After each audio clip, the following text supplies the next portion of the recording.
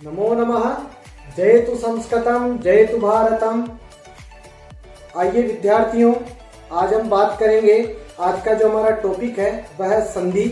जो संधि विषय है वह एनसीईआरटी सीबीएसई की टेक्स्ट बुक्स में कक्षा 6 से लेकर 12 तक की पाठ्य पुस्तकों में हमारे को संधि मिलती है।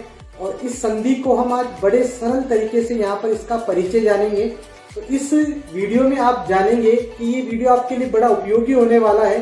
जो लोग संधि का ज्ञान नहीं जानते हैं, संधि के बारे में परिचित नहीं है या संधि के नाम से भयभीत होते हैं, संस्कृत में संधि से उनको डर लगता है, तो उनके लिए वीडियो बड़ा उपयोगी होने वाला है। तो आइए हम बिना किसी देरी के आज की इस वीडियो की शुरुआत करते हैं। तो आप आज की इस वीडियो में जानेंगे कि संधि का अर्थ क्या है, संधि की परिभाषा क्या है, संधि शब्द की व्युत्पत्ति क्या है और संधि के कितने प्रकार हैं, यानी संधि के कितने भेद हैं। इस प्रकार से आज इस वीडियो में आप ये चीजें जानने वाले हैं। तो हम आज इसकी शुरुआत करते हैं। तो देखिए साथियों, आपके सामने कुछ शब्द हैं। इन शब्दों को आप ध्यान से देखिए। ये शब्द कैसे मिलते हैं आप इनको देखिए। देखिए, पहला शब्द है देव धन अरि, देवारी। दूसरा शब्द है देवः तिष्ठति, देवस् तिष्ठति। तीसरा शब्द है तत श्रुत्वा, तच्छ्रुत्वा। चौथा शब्द है यदि धन अपि, यद्यपि। पांचवा शब्द है सह गच्छति, स गच्छति। फिर उसके आगे है वाक् धन ईसः, वागीसः। फिर इसके आगे है देव धन इंद्र, देवेंद्र। फिर इसके आगे है हर अवदत्, हरो अवदत्। फिर इसके आगे है हरिम वंदे, हरिम वंदे। तो इस प्रकार से आपने इन शब्दों को देखा। अब इन शब्दों को देखने के बाद आपको क्या लगता है कि ये शब्द कैसे मिल रहे हैं, यानी इन शब्दों के आपस में मिलने से कोई ना कोई परिवर्तन हो रहा है। वो किस प्रकार से परिवर्तन हो रहा है, देखिए आपने जो ऊपर के ये उदाहरण देखे, इन उदाहरणों को देखने से स्पष्ट हो रहा है कि संस्कृत के प्रत्येक शब्द के अंत में, यानी ये जितने भी शब्द हैं, इन शब्दों के अंत में कोई स्वर है, कोई व्यंजन है या कोई अनुस्वार या कोई ना कोई पद अथवा विसर्ग अवश्य रहता है। यानी किसी भी पद के अंत में स्वर, व्यंजन या अनुस्वार अवश्य रूप से यहाँ पर रहता है। तो और उस शब्द के आगे जब किसी दूसरे शब्द के आने से उसका जो मेल होता है, तब उस शब्द के रूप में, यानी उस शब्द के जो अंत वाला जो स्वर है, व्यंजन है, यानी प्रथम पद का जो अंतिम शब्द है, अंतिम वर्ण है, उसके स्वर में या व्यंजन में कुछ परिवर्तन हो जाता है। उस प्रकार के परिवर्तन को, यानी उस मेल के हो जाने से, उस प्रकार के जो शब्दों में जो मेल हो जाता है, जो परिवर्तन होता है, उसे संधि कहते हैं। उसे हम क्या कहते हैं? संधि कहते हैं। यानी संधि का अर्थ क्या हुआ? मेल, यानी शब्दों का मिलना ही संधि कहलाता है। तो आप साधारण अर्थ हम इसका यह ले सकते हैं संधि का, कि दो वर्णों के निकट आने से, यानी दो वर्ण जब बिल्कुल पास में आते हैं, तब उनमें जो विकार आता है उसे संधि कहते हैं। संधि के लिए दोनों वर्णों का निकट होना बड़ा आवश्यक है।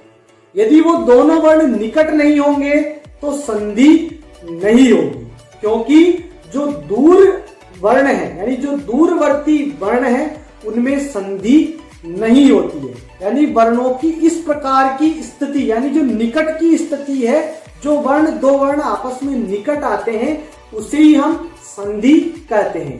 तो हम इस प्रकार से संक्षेप में संधि के अर्थ को हमने जाना। संधि के अर्थ को हम ऐसा भी कह सकते हैं कि हमें यह समझना चाहिए कि दो वर्णों के पास पास होने से जो परिवर्तन या विकार आता है, उसे संधि कहते हैं।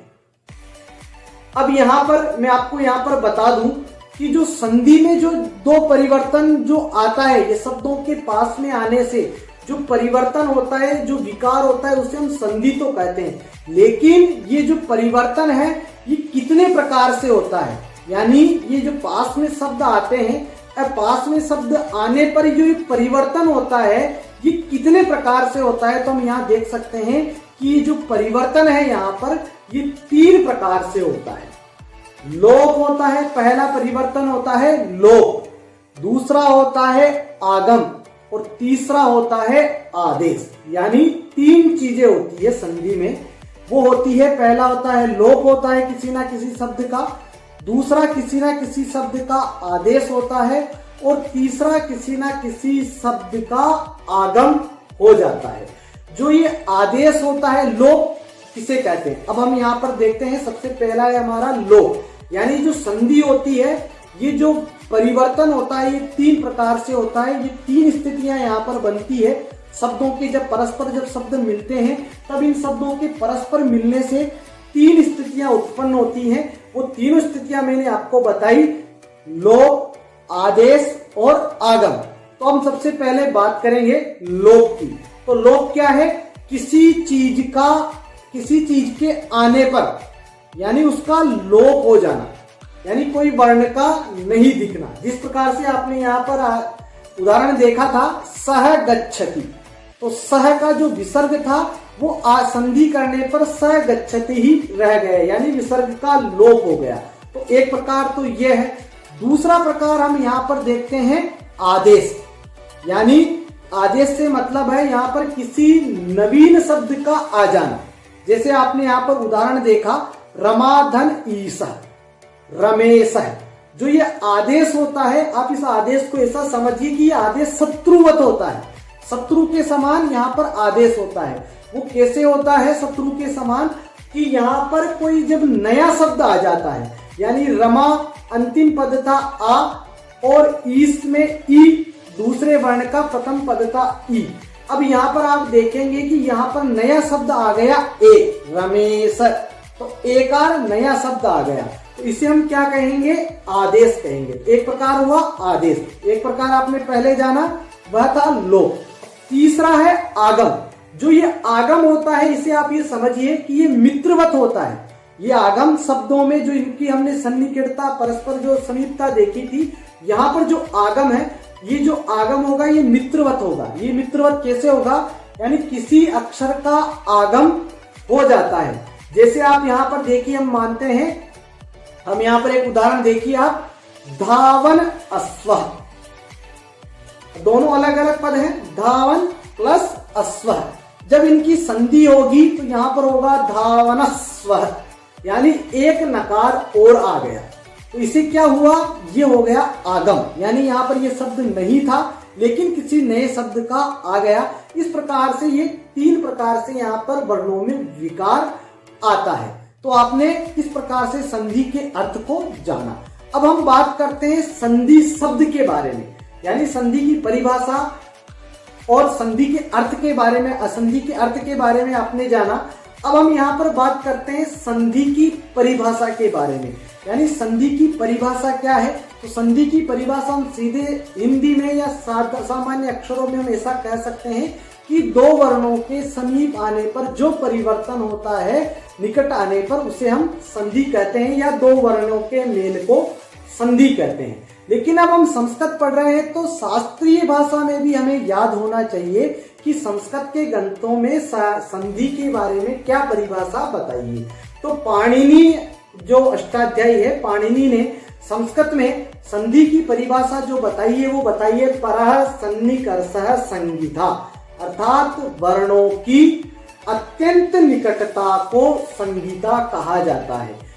यानी संधि का दूसरा नाम हम कह सकते हैं कि संधि का जो पर्याय शब्द है वो संगीता भी है, यानी जो अत्यंत निकटता, यानी परः सन्निकर्ष संगीता, जो अत्यधिक निकटता है उसे हम संधि कहते हैं। इस प्रकार की निकटता को संस्कृत व्याकरण में संगीता कहा जाता है, जिसे हम संधि कहते हैं। अब हम बात करते हैं संधि शब्द की। जो ये संधि शब्द है ये पुल्लिंग शब्द है। और ये इसकी व्युत्पत्ति कैसे, मतलब इसका निर्माण कैसे हुआ। यदि हम इसका विच्छेद करेंगे तो इसका विच्छेद करने पे हमें पता चलता है कि संधि शब्द सम उपसर्ग है। इसमें कौन सा उपसर्ग है, इसलिए छात्रों आप ये याद रखें, कभी परीक्षाओं में भी ऐसा प्रश्न आ जाता है। तो सम उपसर्ग पूर्वक दूधाय धातु, यानी धा धातु जो है, धा धातु में उपसर्गे धातो धो की सूत्र लगता है। उपसर्गे धो की सूत्र से की प्रत्यय करने पर संधि शब्द का निर्माण होता है। तो ये संधि का अर्थ हुआ, वर्णों के संधान को ही हम संधि कहते हैं, अर्थात दो वर्णों के परस्पर निकटता को ही संधि कहा जाता है। तो ये आपने संधि शब्द की व्युत्पत्ति को आज आपने इसमें जाना। अब हमारा अगला जो बिंदु था, हमने आपको जब वीडियो प्रारंभ हुआ था तब बताया था, तो संधि के प्रकार। तो देखिए आप इसको सामान्यतया जो संधि है, संधि के जो प्रकार हैं वो संधि सामान्यतया 5 प्रकार की होती है। वो 5 प्रकार कौन कौन से हैं, क्योंकि जो संस्कृत के व्याकरण ग्रंथ हैं उनमें संधि के 5 प्रकार बताए गए हैं और पंच संधि प्रकरण के नाम से संस्कृत में संधि प्रसिद्ध भी है। तो 5 संधि कौन कौन सी है, तो आप ये देखिए, स्वर संधि जिसे हम अच संधि भी कहते हैं, दूसरी है प्रकृति भाव संधि, तीसरी है व्यंजन संधि जिसे हम हल संधि भी कहते हैं, चौथी है विसर्ग संधि, पांचवी है स्वादि संधि। इस प्रकार से ये 5 संधियां हैं। लेकिन अब आपको यहाँ पर थोड़ा सा भ्रम होगा कि हमने तो 3 संधियों के बारे में ही सुना है, स्वर संधि, व्यंजन संधि और विसर्ग संधि। लेकिन ये आपने सही सुना है, ये छात्रों को व्यवहारिक दृष्टि से पढ़ाते समय हम यहाँ पर केवल 3 ही संधियां मानते हैं, वो है स्वर संधि, व्यंजन संधि और विसर्ग संधि। अब जो हमने 2 संधियां बताई, तो क्या ये संधियां नहीं है? बिल्कुल है। इन दोनों संधियों का भी क्या होता है, यहाँ पर इन्हीं 3 संधियों में सम्मिश्रण कर दिया जाता है। ये आपको ध्यान रखना है। कौन सी संधि में जाती है इन 2 संधियां जो बची, प्रकृति भाव संधि और जो स्वादि संधि बची है, वो संधि कहाँ सम्मिलित हो जाती है, ये आपको यहाँ पर याद रखना है। जो प्रकृति भाव संधि है उसे स्वर संधि में ही सम्मिलित कर लिया जाता है और स्वर संधि में ही उसे पढ़ाया जाता है। और जो आपकी हमने जो 5वीं संधि पढ़ी थी स्वादि संधि, वो विसर्ग संधि के अंतर्गत ही सन्निहित हो जाती है। इस प्रकार से संधि के 3 प्रकार हो जाते हैं, स्वर संधि, व्यंजन संधि और हल संधि। फिर इन स्वर संधि के भी 8 भेद हैं, व्यंजन संधि के भी 10 भेद हैं और विसर्ग संधि के भी 4 भेद हैं। तो हम अब आगे वाले वीडियो में स्वर संधि, व्यंजन संधि और विसर्ग संधि के बारे में अलग अलग से पढ़ेंगे। पहले हम स्वर संधि और उसके भेदों के बारे में आने वाले वीडियो में जानेंगे। तो आज की वीडियो में आपने जाना कि संधि का अर्थ क्या है, संधि की परिभाषा क्या है, संधि की व्युत्पत्ति क्या है और संधि के भेद कितने हैं, संधि के प्रकार कितने हैं। फिर मिलेंगे आगे वाले वीडियो में स्वर संधि के साथ। जय तु भारत।